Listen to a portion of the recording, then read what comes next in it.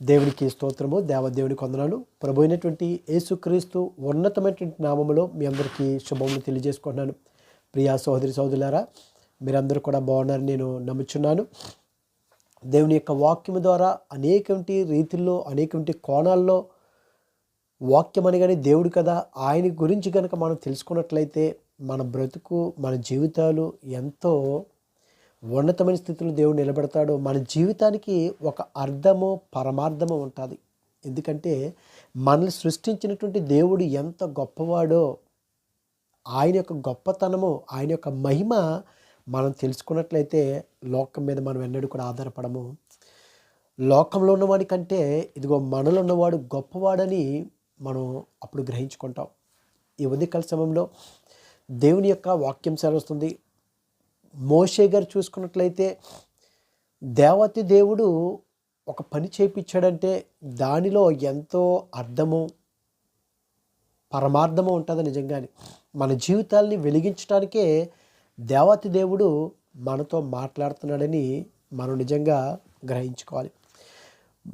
మోషే గారిని మరి దేవాతి దేవుడు 2 వెండి బోరలు చేయించమని అడుగుతాడు. నిజంగా మోషే గారు చూసుకున్నట్లయితే ఐగుప్తులో 40 సంవత్సరాలు ఉన్నాడు. ఐగుప్తు యొక్క సకల విద్యలు ఎరిగినటువంటి వాడు మోషే గారు. ఆయనకి తెలియదంటే ఏది లేదు. అయినా సరే దేవుని యొక్క మాటకి ఆయన లోబడ్డాడు. ప్రియా సహోదరి సహోదరులారా, ఈ దినాన నీ ధనాన్ని బట్టి, నీ బలాన్ని బట్టి, నీ జ్ఞానాన్ని బట్టి, నీకున్నటువంటి పలుకుబడిని బట్టి నేను ఎవ్వరి మాట వినవసరం లేదు అని అనుకుంటున్నావేమో.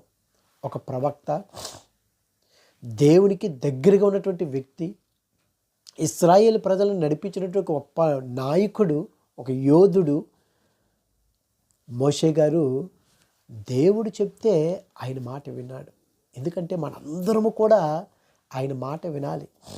దేవుని యొక్క వాక్యం చేస్తుంది కదా, బలులు అర్పించట కంటే దేవుని యొక్క మాట వినటం శ్రేష్టము, ఎంతో శ్రేష్టము.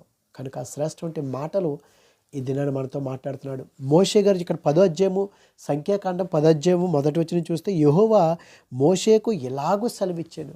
దేవుడు ఏదైతే సెలవిస్తాడో, చిత్తం ప్రభువా నీ చిత్తానుసారంగా నడిపించాడు అనాలి. మనం ఆయన మాట సెలవిస్తే చాలు కదండి, గొప్ప కార్యం జరిగితే. సెలవిచ్చాడు దేవతి దేవుడు.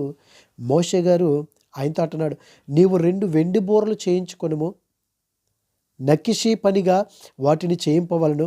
అవి సమాజమును పిలుచుటకును, సేనలను తరలించుటకును నీకుండవలను. దేవతి దేవుడు అంటున్నాడు, 2 వెండి బోరలు చేయించు. ఒకటి ఇదిగో అవి సమాజమును పిలుచుటకు, 2 సేనలను తరలించుటకు. ఈ దినాల్లో మనము కూడా బోర్లు ఊదుతున్నామా? నిజంగానే దేని కొరకు బోర ఊదుతున్నాము? ఈ బోర్లు కూడా చూసుకున్నట్లయితే విమోచనకు గుర్తుగా ఉన్నాయి. ఈ బోర్లు కూడా ఎవరు ఊదాలి? ఎవరు పడితే వాళ్ళు ఊదేస్తారా? అహరోను కుమారులు యాజకులు ఊదాలి, అహరోను కుమారులు ఊదాలి. ఆయన అంటున్నాడు, ఊదువారు వాటిని ఊదినప్పుడు సమాజము ప్రత్యక్షము గుడారం యొక్క ద్వారము ఎదుట నీ యొద్దకు కూడి రావలను. స్కూల్లో చూసుకున్నట్లయితే బెల్ల కొట్టిన వెంటనే విద్యార్థులు అందరూ అసెంబ్లీకి అటెండ్ అయిపోవాలి. నేను రాను అంటానికి కుదురుతుందా? కొంతమంది ఎస్కేప్ చేస్తారు రాకుండా, కానీ తప్పనిసరిగా అందరూ రావాలి. కానీ ఇక్కడైతే మాత్రం అట్టి రీతిగా కాదు. ఎప్పుడైతే గనక ఊదువారు వాటిని ఊదినప్పుడు సమాజపు ప్రత్యక్షపు గుడారం యొక్క ద్వారం ఎదుట కూడి రావాలను. వారు ఒకటే ఊదిని ఎడలా, ఒకవేళ గనక, ఎందుకంటే దేవుడు 2 బోర్లు చేయించమన్నాడు, ఒకటే ఊదినప్పుడు అంట ఇశ్రాయేలు సమూహములకు ముఖ్యులైన ప్రధానులని యొద్దకు కూడి రావాలి. ఒక బోర గనక ఊదబడినట్లయితే ఇశ్రాయేలు ఉన్నటువంటి ముఖ్యులైనటువంటి పెద్దలు మాత్రం ఇదిగో మోషే నీ దగ్గరికి రావాలి. అంటే దేవుడు ఒక పని పెట్టినప్పుడు, లేకపోతే ఆ బోర ఊదినప్పుడు నేను రాను అంటానికి లేదండి. ఎందుకంటే ఈ బోరలో ఈ 2 బూరలు చూసుకున్నట్లయితే ఒకటి పాత నిబంధన, 2 కొత్త నిబంధన అని నేను అంటున్నాను. అని అనటంలో కూడా సందేహం లేదు. మన దగ్గర 2 బూరలు కూడా ఉండాలి. పాత నిబంధన లేకుండా కొత్త నిబంధన లేదు. ఎందుకంటే పాత నిబంధన ఛాయ అయితే కొత్త నిబంధన అది ప్రత్యక్షం. ప్రభు అయినటువంటి యేసుక్రీస్తు గురించి ఎన్ని ప్రవచనాలు, 400 పైగా ప్రవచనాలు దేవుడు ప్రవచించాడంటే తన యొక్క ప్రవక్తల ద్వారా. అంటే ఈ 2 బూరలు కూడా చాలా ప్రాముఖ్యము. మనము కూడా 2 బూరలు మనం ఊదుతున్నామా నిజంగానే మన జీవితంలో? ఈ 2 బూరలు ఇంతకీ అవి సాక్ష్యాలకి మనకి సూచనగా ఉన్నాయి. మనం నిజంగా సాక్ష్యం అనే బూరను మనం ఊదగలుగుతున్నామా? ఈ 2 బూరలు కూడా సాక్షులకు మనకి ఇక్కడ సూచనగా ఉన్నాయి. అందుకే తిమోతికి రాసినటువంటి పత్రికలో చూస్తే మొదటి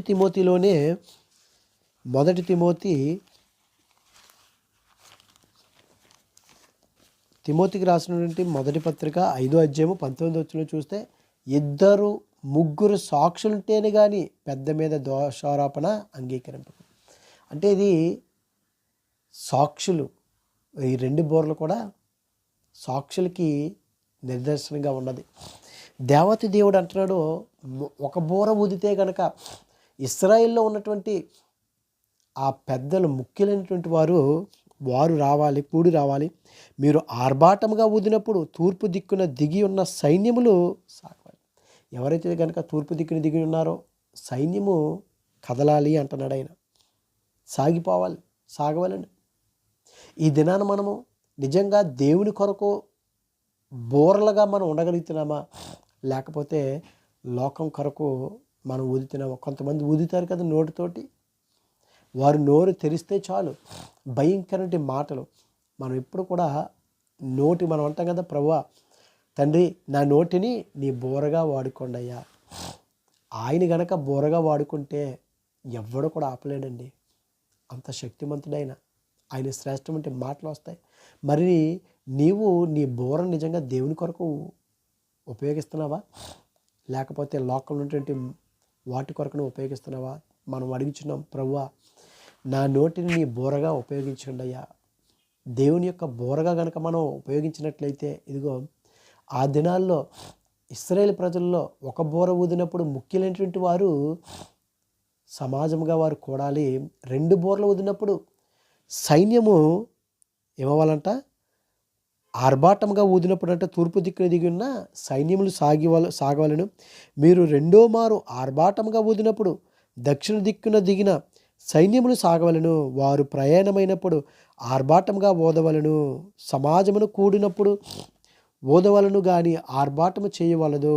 అహరోను కుమారులైన యాజకులు ఆ బోరలను ఓదవలను. నిత్యమైన కట్టడను బట్టి అవి మీ వంశముల పరంపర మీకు ఉండును. ఈ బోరలు నిజంగా చూడండి, బోరలు ఊదినప్పుడు అంటండి 10వ వచనంలో, మిమ్మును బాధించు శత్రువులకు విరోధముగా మీ దేశంలో యుద్ధమునకు వెళ్ళినప్పుడు ఆ బోరలు ఆర్భాటముగా ఊదవలను. ఆ బోరలు ఊదితేనంట ఏం చేస్తారంటే దేవుడు, అప్పుడు మీ దేవుడు అయిన యెహోవా సన్నిధిని మీరు జ్ఞాపకమునకు వచ్చి మీ శత్రువుల నుండి రక్షింపబడదురు. ప్రియా సహోదరి సహోదరా, ఆ దినాల్లో ఇశ్రాయేలు ప్రజలు ఇదిగో ఈ యొక్క యాజకులైనటువంటి అహరోను కుమారులైనటువంటి యాజకులు బోర్లు ఊదినప్పుడు అంట, అవి ఊదితే ఇదిగో దేవుని యొక్క సన్నిధికి జ్ఞాపకమునకు, యెహోవా సన్నిధిని మీరు జ్ఞాపకమునకు వచ్చి మీ శత్రువుల నుండి మిమ్మల్ని రక్షిస్తాను. ఈ దినాన మన నోటి ఈ బోరని దేవుని కొరకు మనం ఉపయోగించగలుగుతున్నామా? మంచి సాక్షులుగా మనం దేవుని ఎదుట మనం నిలబడగలుగుతున్నామా లేదా? ఒకసారి మనల్ని మనం పరీక్షించుకోవాలి.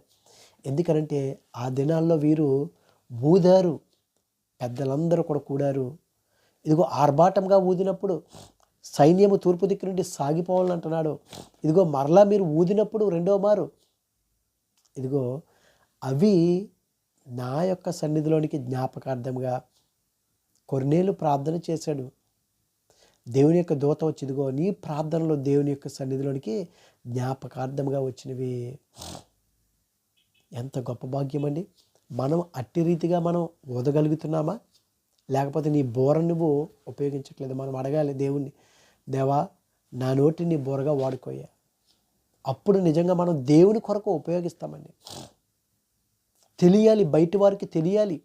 నువ్వు కాముగా ఉంటే నిశ్శబ్దంగా ఉండకూడదు. ఆ బోర ఊదినప్పుడు ఎంత శబ్దమైతే వస్తుందో, దేవుని కొరకు కనుక నీవు ఆ బోరను ఉపయోగించినట్లయితే, ఏదో బోర తీసేసుకుని ఊదేమని కాదు. ఇదిగో ప్రభువా నా నోటిని నీ బోరగా వాడుకోండి అయ్యా. నా నోటిని ప్రభు ఇదిగో నీ వాక్యానికి ప్రభు బోరగా వాడుకోండి, పాటలకి బోరగా వాడుకోండి, ప్రార్థనకి బోరగా వాడుకోండి. ఆ శబ్దాన్ని వినినప్పుడు నువ్వు ఎప్పుడైతే శబ్దం చేస్తావో ఎదుటివారికి తెలియాలి, ఎదుటివారు మారాలి. అట్టి రీతిగా కనుక మనం ఉండినట్లయితే దేవుడు ఇదిగో వారంట ఊదినప్పుడంట మీ దేశంలో యుద్ధంలోకి వెళ్ళినప్పుడు బోర్ల ఆర్భాటంగా వదవలను, మీ శత్రువుల నుండి నేను మిమ్మల్ని రక్షిస్తాను. నిజంగా దేవుడు గొప్ప దేవుడు అండి. చూడండి, దేవుడు ఎంత గొప్ప దేవుడు అంటే ఆ బోర్లు ఊదినప్పుడు మీ శత్రువుల నుండి నేను మిమ్మల్ని రక్షిస్తాను. ఎందుకంటే దేవుని కొరకు మనం బోరగా వాడబడుతున్నప్పుడు ఎన్ని కష్టాలు వచ్చినా, ఎన్ని శ్రమలు వచ్చినా దేవుడు మనకు తోడుగా ఉంటాడు. ఇదిగో ఇశ్రాయేలు ప్రజలకు కూడా నేను అట్టి రీతిగానే మీరు మరియు ఉత్సవ దినమందున నియామకాలమందున నెల ఆరంభములందును మీరు దహన బలులు కానీ సమాధాన బలు కానీ అర్పించినప్పుడు ఆ బోర్లు ఓదవలను. అప్పుడు అవి మీ దేవుని సన్నిధి మీకు జ్ఞాపకార్థంగా ఉండును. మీ దేవుడైన యెహోవాను నేనే. ఆ బోర్లు ఊదినట్లయితే దేవుని యొక్క సన్నిధిలోనికి జ్ఞాపకార్థంగా, దేవుని కొరకు మనం ఒక బోరగా మనం వాడబడుతున్నామా? ఒక గుడ్డివాడికి కూడా ఆ కళ్ళు వచ్చినప్పుడు శిష్యులు అడుగుతున్నారు కదా, ప్రభువా పాపము ఈ గుడ్డివాడు చేశాడు, లేకపోతే వీళ్ళ యొక్క తల్లిదండ్రుల యొక్క పాపము గుడ్డివాడికి వచ్చింది అన్నప్పుడు దేవుని యొక్క మహిమ, ఆయన యొక్క ప్రసన్నత ఏంటో వాళ్ళు తెలుసుకుంటానికే ఆ గుడ్డితనం వచ్చింది, కానీ పాపం వల్ల కాదన్నాడు. నిజంగా ఆ కళ్ళు తెరవబడినటువంటి యొక్క వ్యక్తి చూసుకున్నట్లయితే దేవుని కొరకు ఏ విధంగా బోర ఊదాడండి అతను. వారందరూ కూడా ఆశ్చర్యపోయారు కదా, పరిసయ్యులు వారందరూ కూడా. ఎందుకంటే ఆ దినాల్లో వెలివేసేయటం, ఈవెన్ ఆ యొక్క గుడ్డివాడిని కూడా వెలివేశారు. ఎవ్వరు కూడా అతనితో మాట్లాడకూడదు. తల్లిదండ్రులు కూడా భయపడిపోయారు యూదులకి. ఇదిగో వీడు పుట్టుక నుండే గుడ్డివాడు అన్నారు కదా, ఎలాగొచ్చినంటే వాడు వయసు వచ్చినాడే, వాడిని వెళ్ళి మీరు అడగండి అన్నప్పుడు ఆ యొక్క వ్యక్తి నిజంగా దేవుని కొరకు ఎంత బోర ఊదాడండి. ఇదిగో ఆయనే నన్ను బాగు చేశాడు, వద్దన్నా సరే మరీ చెప్పాడు. ఈ దినాన దేవుని కొరకు మనం ఒక బోరగా మనం వాడబడుతున్నామా? బోరగా వీరు బోర ఊదినప్పుడు సమాజంగా కూడమన్నాడు. అవును, ఈ దినాన మనం ఒకరినొకరు మనం పురికొల్పుకొని దేవుని యొక్క సన్నిధిలో ఒక సమాజంగా మనం కూడాలి. ఒంటరిగా ఉండటం మంచిది కాదంటున్నాడు. ఒంటరిగా ఉండినట్లయితే అయ్యో నేను యూట్యూబ్లో వినేస్తున్నాను, లేకపోతే ఇంకా నేను ఎక్కడ సంఘానికి వెళ్ళవలసిన లేదని కాదు. దేవుని యొక్క సన్నిధిలోకి మనం వెళ్ళాలి. దేవుని యొక్క ప్రసన్నత మనం పొందుకోవాలి. యూట్యూబ్లోనే కాదు మనం వినటం. మనం దేవుడు మనకి ఇచ్చినటువంటి ఆ దినాన్ని పాటించాలి, ఆ విశ్రాంతి దినాన్ని పాటించాలి, దేవునికి దగ్గరగా జీవించాలి. ఇదిగో ప్రతి క్షణము ఇటు రీతిగా అనేక మంది సేవకులు వాక్యం చెప్తున్నారు, వాక్యానుసారంగా మనం నడుచుకోవాలి. వినొద్దని కాదు, వినాలి.